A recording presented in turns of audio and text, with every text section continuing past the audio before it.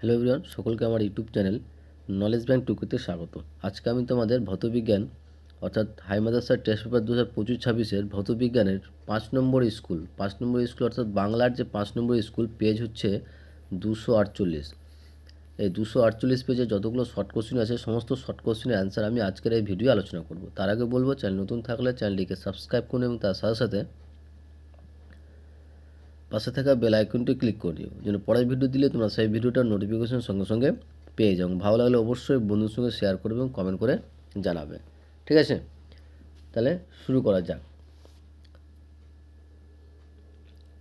দেখো, প্রথমে বিভাগ কয়ের যতগুলো অংশগুলো সমস্ত অংশগুলো নিয়ে আলোচনা করছি। প্রথমে আমরা কেউ বলতো এমসিকিউ, এক জায়গায় কী বলেছে এমসিকিউ। ফার্স্ট কোশ্চিন দেখো, বলছে বায়োগ্যাসের মূল উপাদান কী? বায়োগ্যাসের মূল উপাদান কি? অ্যান্সার হবে অপশন সি, CH4 অর্থাৎ মিথেন। বায়োগ্যাসের মূল উপাদান হচ্ছে কি বলতো? মিথেন। বয়েলের সূত্রের ধ্রুবক হলো কি?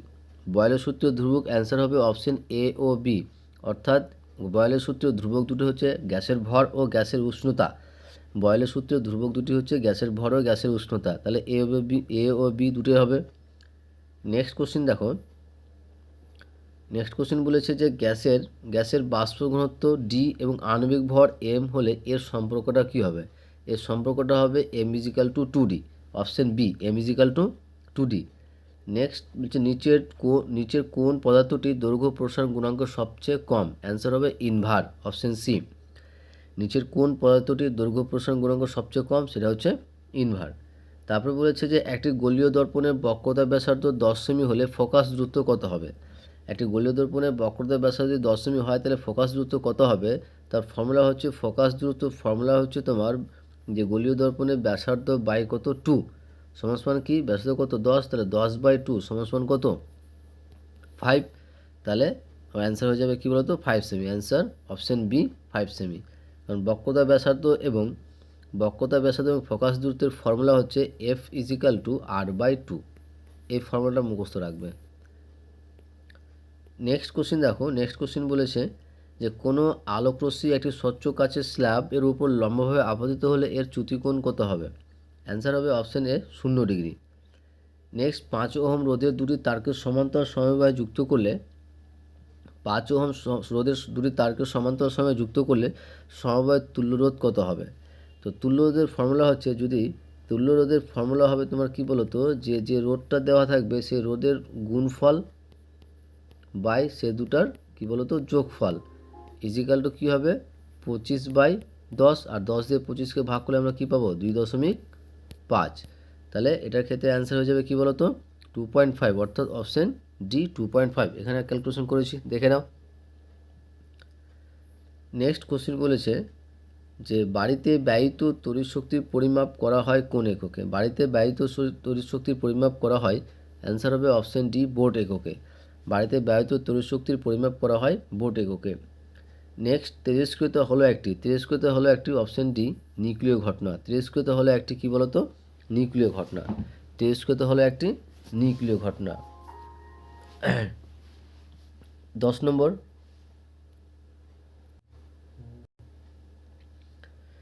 নিচের কোন ধর্মটি মৌলদের পর্যায়গত ধর্ম নয়? অ্যান্সার হবে অপশন ডি তেজস্ক্রিয়তা। ঠিক আছে,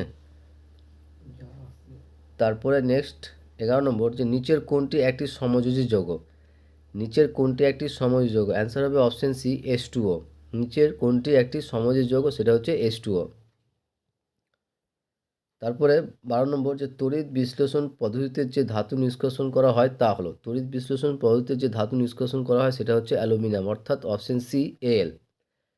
তারপরে কোশ্চিন দেখো, যে কোনটি নাইট্রোজেন গঠিত একটি জৈব সার? কোনটি নাইট্রোজেন গঠিত একটি জৈব সার? অ্যান্সার হবে ইউরিয়া। ইউরিয়া হচ্ছে একটি নাইট্রোজেন গঠিত জৈব সার। তারপরে বলছে ক্যালামাইন নিচের কোন ধাতুর আকরিক? ক্যালামাইন নিচের কোন ধাতুর আকরিক? অ্যান্সার হবে অপশন ডি জিঙ্ক, অর্থাৎ জেটেন। ক্যালামাইন নিচের যে ধাতুটি আকরিক সেটা হচ্ছে জিঙ্কের। কোনটি সম্পৃক্ত হাইড্রোকার্বন? কোনটি সম্পৃক্ত হাইড্রোকার্বন? অ্যান্সার হবে অপশন এ ইথেন, অর্থাৎ C2H6। ওকে, এগুলো আমাদের এমসিকিউ বিভাগ কয়ের। এবার গ্রুপ বি বিভাগ ক্ষয়ের দেখো, বিভাগ ক্ষয়ের অ্যান্সারগুলো করব। তার আগে বলবো, চ্যানেল নতুন থাকলে চ্যানেলটিকে সাবস্ক্রাইব করুন এবং তার সাথে সাথে পাশে থাকা বেল আইকনটি ক্লিক করে নিও, যেন পরের ভিডিও দিলে তোমরা সেই ভিডিওটার নোটিফিকেশন সঙ্গে সঙ্গে পেয়ে যাও। ভালো লাগলে অবশ্যই বন্ধুদের সঙ্গে শেয়ার করবে এবং কমেন্ট করে জানাবে। তো প্রথমে বলেছে শূন্যস্থান পূরণ করো। প্রথম কোশ্চেন বলেছে জলাভূমির পচনের ফলে ড্যাশ গ্রিন হাউস গ্যাস উৎপন্ন হয়। অ্যান্সার হবে মিথেন অর্থাৎ CH4। জলাভূমির পচনের ফলে মিথেন গ্যাস উৎপন্ন হয়। নেক্সট, যে বায়ুমণ্ডলের ড্যাশ স্তরে বেতার তরঙ্গ প্রতিফলিত হয়। অ্যান্সার হবে আয়নোস্ফিয়ার। বায়ুমণ্ডলের আয়নোস্ফিয়ার স্তরে বেতার তরঙ্গ প্রতিফলিত হয়। তারপর হচ্ছে এসটিপিতে 16 গ্রাম অক্সিজেনের আয়তন কত? এসটিপিতে 16 গ্রাম অক্সিজেনের আয়তন হচ্ছে 11.2 লিটার। 11.2 লিটার। তারপর বলেছে তাপ পরিবাহিতাঙ্কের এসআই একক। তাপ পরিবাহিতাঙ্কের এসআই এককে হবে ওয়াট পার মিটার কেলভিন অর্থাৎ W per metre kelvin, MK, বা এভাবে লিখতে পারবো W into M inverse K inverse. Okay, এটা হচ্ছে তাপ পরিবাহিতাঙ্কের একক। তারপর বলেছে যে বিপদ সংকেত হিসেবে ড্যাশ রঙের আলো ব্যবহৃত হয়। অ্যান্সার হবে লাল রঙের আলো ব্যবহৃত হয়। বিপদ সংকেত হিসেবে লাল রঙের আলো ব্যবহৃত হয়। তারপরে ড্যাশ আলোর তরঙ্গদৈর্ঘ্য সর্বাপেক্ষা বেশি। অ্যান্সার হবে লাল। লাল আলোর তরঙ্গদৈর্ঘ্য সর্বাপেক্ষা বেশি হবে। নেক্সট কোশ্চিন, সিএও অণুর গঠনে সিএ পরমাণু ড্যাশ সংখ্যক ইলেকট্রন বর্জন করে। অ্যান্সার হবে 2টি ইলেকট্রন বর্জন করে। অথবা কোশ্চিনে দেখো যে ও অণুতে ড্যাশটি সমযোজী বন্ধন থাকে। অ্যান্সার হবে 2টি সমযোজী বন্ধন থাকে। ও অণুতে 2টি সমযোজী বন্ধন থাকে। এবার দেখো সত্য মিথ্যা নিয়ে দেখি। সত্য মিথ্যা কি বলেছে, যে প্রথম কোশ্চেন বলেছে, দেখো প্রথম কোশ্চেন বলেছে যে কঠিন পদার্থের দৈর্ঘ্য প্রসারণ গুণাঙ্কের একক দৈর্ঘ্যের এককের ওপর নির্ভর করে। অ্যান্সার হবে সত্য। ঠিক আছে। তারপরে বলছে পেট্রোলিয়াম একটি জীবাশ্ম জ্বালানি নয়। এটা ফলস হবে অর্থাৎ মিথ্যা হবে। পেট্রোলিয়াম একটি জীবাশ্ম জ্বালানি নয়, এটা কি হবে? মিথ্যা হবে। গৃহ বর্তনীতে সব যন্ত্র শ্রেণীর সমাবেশ যুক্ত থাকে। এটাও কি হবে? মিথ্যা হবে। নেক্সট, অক্সিজেন পর্যায় সারণীর 16 নম্বর শ্রেণীতে উপস্থিত। অক্সিজেন পর্যায় সারণীর 16 নম্বর শ্রেণীতে উপস্থিত। এর অ্যান্সারটা কী হবে? সত্য হবে। তারপর লাস্ট, H2SO7 হলো ধূমায়মান সালফ্রিক অ্যাসিড। এটাও কী হবে? সত্য হবে। আশা করছি বুঝতে পেরেছ। এবার নেক্সট, এ স্তম্ভ এবং বি স্তম্ভের সঙ্গে মেলানো। যে প্রথমে কি আছে দেখো, প্রথমে দেওয়া আছে তড়িৎ ঋণাত্মকতা সর্বাধিক। সব থেকে তড়িৎ ঋণাত্মক সব থেকে কার? অ্যান্সার হবে অপশন ডি, ফ্লোরিনের। তারপরে সন্ধিগত মৌল। সন্ধিগত মৌল হচ্ছে অপশন এফ, নিকেল। 1, 2 বা 3 যতটা ইলেকট্রনযুক্ত মৌল হচ্ছে কি বলতো? তড়িৎ এর সুপরিবাহী। আকরিক থেকে ধাতু নিষ্কাশন সেটা বিজারণ প্রক্রিয়া। ভিনিগার তৈরিতে ব্যবহৃত হয়, সেটা হচ্ছে কি বলতো?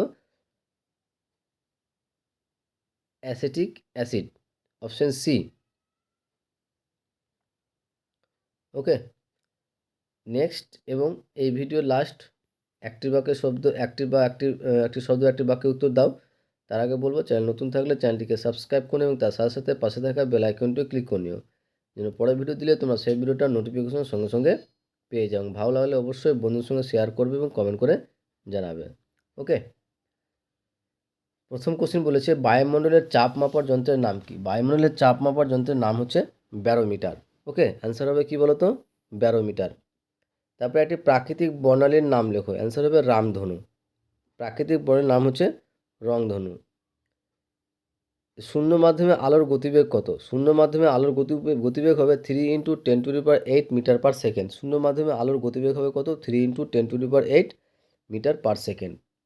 তারপর বলছে এমসিবি এর সম্পূর্ণ কথাটি কি? এমসিবি এর সম্পূর্ণ কথাটি হবে miniature circuit breaker. Miniature circuit breaker. Okay. তারপরে তড়িৎ বিশ্লেষণ যে পাত্রে রাখা হয় তার নাম কি? অ্যান্সার হবে ভোল্টামিটার। তড়িৎ বিশ্লেষণ যে পাত্রে রাখা হয় তার নাম হচ্ছে ভোল্টামিটার। অথবা কোশ্চেনটা যে আয়রন পাইরাইটস লোহার আকরিক নয় কেন? এটা অ্যান্সারটা আমি নিচে লিখেছি, দেখো। সেটা অ্যান্সারটা হবে কারণ এতে সালফারের পরিমাণ কি থাকে? বেশি থাকে এবং লোহা নিষ্কাশন করা ব্যয়বহুল এবং কঠিন। এতে সালফারের পরিমাণটা বেশি থাকে এবং লোহার নিষ্কাশন করা ব্যয়বহুল এবং কঠিন।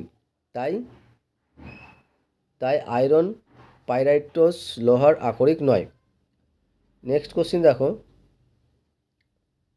তারপরে বলেছে যে একটি মৃদু তড়িৎ বিশ্লেষণের উদাহরণ দাও। Acetic acid. অ্যান্সার হবে অ্যাসিটিক অ্যাসিড, যার সংখ্যা হচ্ছে CH3COOH। একটি মৃদু তড়িৎ বিশ্লেষণের উদাহরণ। অ্যামোনিয়াকে শুষ্ক করতে কোন পদার্থ ব্যবহার করা হয়? অ্যামোনিয়াকে শুষ্ক করতে কোন পদার্থ ব্যবহার করা হয়? অ্যান্সার হবে পোড়াচুন অর্থাৎ CaO। লাস্ট কোশ্চেন, ইউরিয়ার রাসায়নিক সংকেত লেখো। ইউরিয়ার রাসায়নিক সংকেত হচ্ছে CO ব্র্যাকেটের মধ্যে NH2 আবার 2। ওকে, এইগুলো আমাদের 248 পেজের 5 নম্বর সেটের কোশ্চেনের অ্যান্সার। এবং শেষে বলবো, চ্যানেল নতুন থাকলে চ্যানেলটিকে সাবস্ক্রাইব করে এবং তার সাথে সাথে পাশে থাকা বেল আইকনটিও ক্লিক করে নিও, যেন পরের ভিডিও দিলে তোমরা সেই ভিডিওটার নোটিফিকেশন সঙ্গে সঙ্গে পেয়ে যাও। ভালো লাগলে অবশ্যই বন্ধুদের সঙ্গে শেয়ার করবে এবং কমেন্ট করে জানাবে। ওকে, থ্যাংক ইউ ভিডিওটা দেখার জন্য।